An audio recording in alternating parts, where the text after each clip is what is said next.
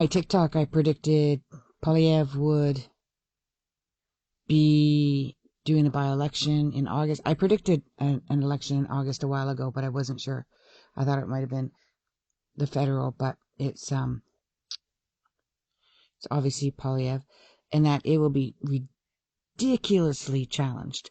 Like, we won't even know the results for a period of time uh, while they challenge it. And this is news that goes nationwide, like worldwide. It goes global. That it's going to be the jokes. Like, look at the jokers over in Canada. They don't even know how to run a government because they don't know how to do the election. So that's what's going to happen there. I did see that, and he will get the leader. I did see that Carney will be leaving by his own choice, but I can't tell exactly when that is. Not yet. However, he doesn't like Polly. I do like him, but I don't think he's going to do enough. I think he's just going to skim the surface, take the cream off the top, and leave the rest. And there are things that I personally believe that have to be taken care of for global reasons. Still believe, I don't agree with everything that Trump's doing. I don't agree with how he's dealing with immigration and how he's getting rid of people.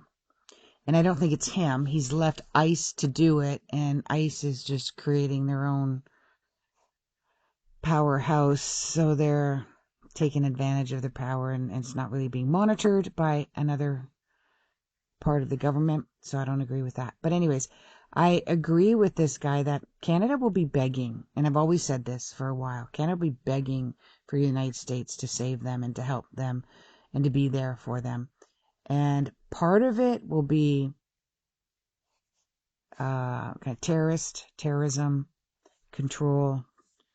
When the WHO kicks in, because I think Carney's going to be there long enough to implement the Montreal. A lot of people forget about this, but they built like a billions of dollar worth of, with Pfizer or Moderna, mRNA vaccine facility was set to pump out 100,000 vaccines, and I think it's a lot more now.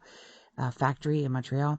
So that's still going. They're still going to invent some kind of a need for these vaccines necessary. Won't be able to work again.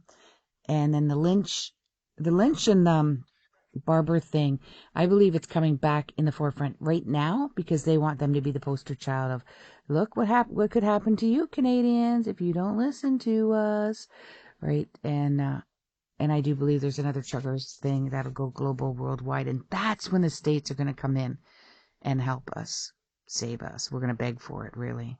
Oh, and don't forget about the alien exposure.